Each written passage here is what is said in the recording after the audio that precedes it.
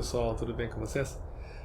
Devido a um sucesso bem inesperado, confesso, do vídeo que eu gravei na semana passada aí no canal, vou virar youtuber agora, e eu resolvi gravar um vídeo também para explicar a discussão dessa semana. A discussão da semana passada, para quem não viu, foi sobre Go No Go Decision em função de estouro de pneu, e essa discussão dessa semana tem a ver com slope de pista.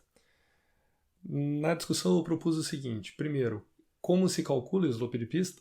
E segundo, quais os riscos associados a um slope variável de pista? Antes de migrar para isso, eu quero mostrar para vocês uma coisa.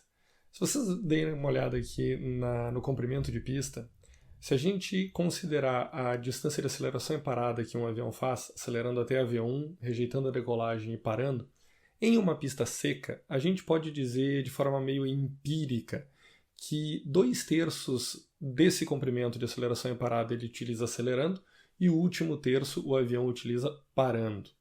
Isso não é uma regra, isso é algo simplesmente que acontece mais ou menos por ali. Então, gravem essa informação. Vamos partir agora para o slope de pista propriamente dito. Como se calcula? A gente pega a elevação da cabeceira A, a elevação da cabeceira B, vê a diferença entre as duas. E eu vou colocar um exemplo na tela. Eu tenho aqui uma cabeceira com elevação de 2.330 pés e a outra com 2.300.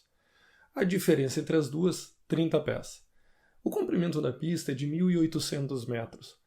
Contudo, a gente precisa comparar laranja com laranja, não dá para dividir pés por metro. Então a gente pode ou colocar todas as medidas em pés, ou colocar todas as medidas em metros. No meu exemplo, eu coloquei todas elas em metros. Então 30 pés equivale a 9,147 metros. Dividindo essa diferença em elevação pela tora, pelo comprimento da pista, eu tenho 1.800 metros, o que dá 0,51%. Esse 0,51% ele é uphill decolando da pista 10 no meu exemplo e downhill decolando da pista 28. Pousando, mesma coisa. Dito isso, feita a explicação bem simples de como é que se calcula um slope de pista, e é simples assim, a gente parte para o primeiro problema. De onde eu tiro a elevação das cabeceiras para calcular o slope de pista? Bem, no Brasil nós temos um problema muito interessante. Eu tenho duas formas de obter essa informação. Ou na carta que eu chamo de Airdrome Chart, que é a ADC, e eu tenho aqui o exemplo do aeroporto de Congonhas, ou a carta que eu chamo de Airport Obstacle Chart, OAC, também aqui do aeroporto de Congonhas. Por que eu digo que isto é um problema? Porque apesar dessas duas cartas serem produzidas por um escritório dentro da mesma entidade, que é o DCEA, elas têm valores diferentes de elevação de cabeceira. Na carta ADC, nós temos uma cabeceira com 2.634 pés e a outra com 2.622. Por que está escrito diferente na tela? Só quero chamar a atenção aí para quem comprou eventualmente o meu livro, 2.633 e 2.615. Não, eu não errei. Era o que tinha na carta antiga de Congonhas da época que eu produzi o livro. Na carta mais nova, já trocou esse valor, eu não sei o que houve, mas enfim, o valor foi trocado. De qualquer forma, isso mostra uma diferença atual entre as cabeceiras de 12 pés. 12 pés é o equivalente a 3,66 metros. 3,66 metros dividido pelo comprimento da pista de Congonhas de 1940 gera um slope atual da pista de 0,19%. Uphill ou downhill, dependendo da cabeceira que a gente vai operar. Qual o problema disso?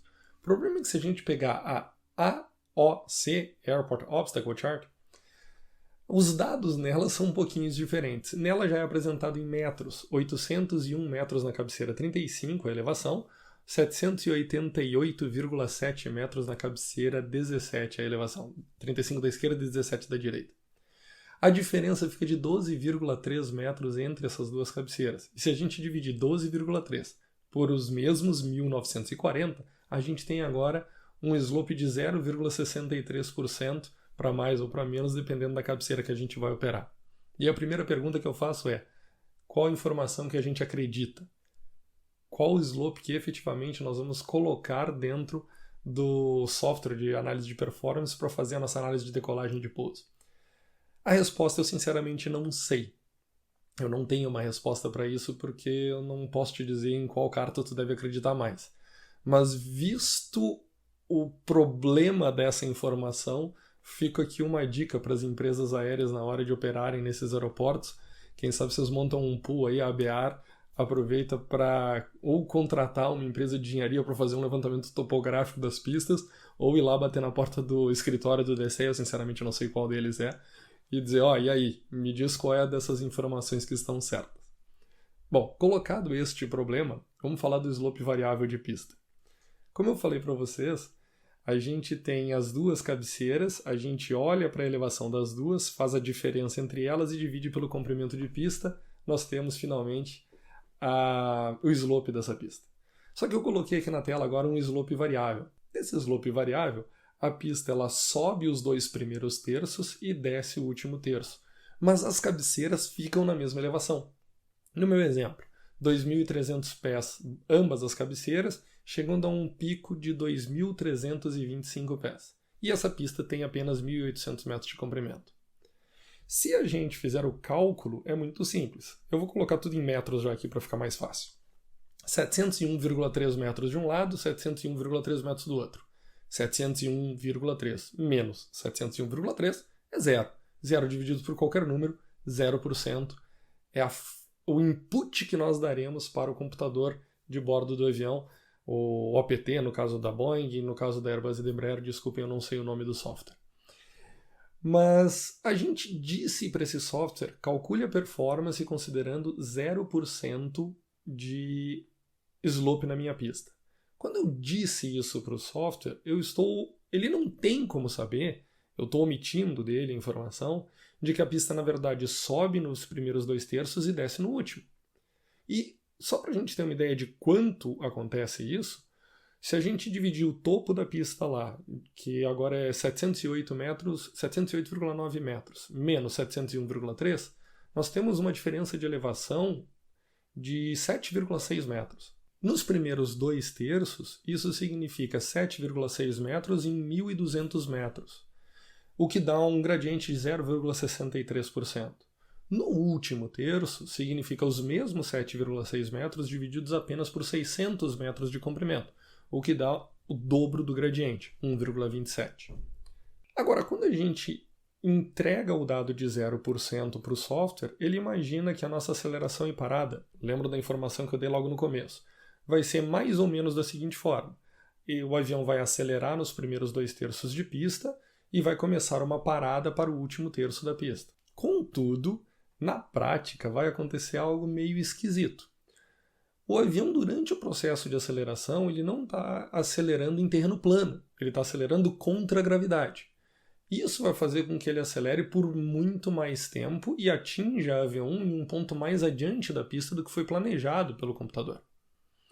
Uma vez que a V1 foi atingida nesse outro ponto, e supondo que houve algo que levou o piloto a rejeitar a decolagem na V1, o avião agora tem vários problemas. Primeiro, ele tem menos pista para parar na frente dele, afinal ele atingiu o avião num ponto mais tarde. Segundo, além dele ter menos pista para parar, ele tem uma pista descendente para parar. Ele está parando e a gravidade não está nem um pouco ajudando, está atrapalhando. Então a capacidade de frenagem dele é menor do que ele pensou no cálculo. Resumo da ópera, é muito provável aqui que o avião acabe saindo da pista ao final dela, mesmo o piloto tendo feito absolutamente tudo certo, tanto nos cálculos quanto na execução da manobra. Qual é a solução para isso? Existe alguma solução? Nenhuma é perfeita. A própria ICAO ela oferece uma espécie de uma equação para tentar compensar esses slopes e entregar um valor único. O problema é que se você utiliza essa equação, chega a valores absurdos de slope de pista, 7, 8%. E o problema de ter um valor de 7, 8% é que o avião não pode nem operar nesse tipo de pista. Dentro da aviação comercial, até onde eu sei, toda a linha Boeing, Airbus e Embraer tem um limitante para operar em 2% de pista no máximo, seja para cima, seja para baixo. Então aquela regra da ICAO fica meio inaplicável. A segunda solução, eu sei que ela é possível nos softwares da Boeing. Quem voa Airbus e conhece o software mais a fundo, por favor, me conta aí nos comentários depois. Mas é separar a informação de Accelerate and Stop Distance, TORA e TODA. Se a gente separar essas informações de tora, toda e asda, a gente pode dizer para o avião uma verdadeira loucura, e ele aceita isso da forma de cálculo. Que loucura é essa? A gente pode dizer para ele que o avião é downhill, que a pista, perdão, é downhill o tempo todo, ou seja, eu tenho um gradiente negativo de 0,5% no que se refere ao cálculo de accelerate and stop. E eu posso dizer para ele que a pista, a mesma pista, é uphill quando ele vai fazer o cálculo de take-off distance e take-off run. A tora e a toda, no caso, seriam lomba acima 0,5%. Parece maluquice, é uma pista com duas informações, mas sim, o software é capaz de trabalhar com isso. Eu, sinceramente, não sei como as empresas aéreas trabalham esse tipo de problema, mas fato é que ele existe. Agora deixa aí nos teus comentários se você já sabia desse problema, se já tinha pensado nele, e se você sabe como a empresa aérea que você voa trabalha esse tipo de problema no setor de engenharia de operações. Muito obrigado, terça-feira eu lanço mais uma discussão e no final de semana o vídeo a respeito dessa discussão aqui no canal Aircraft Performance. Grande abraço!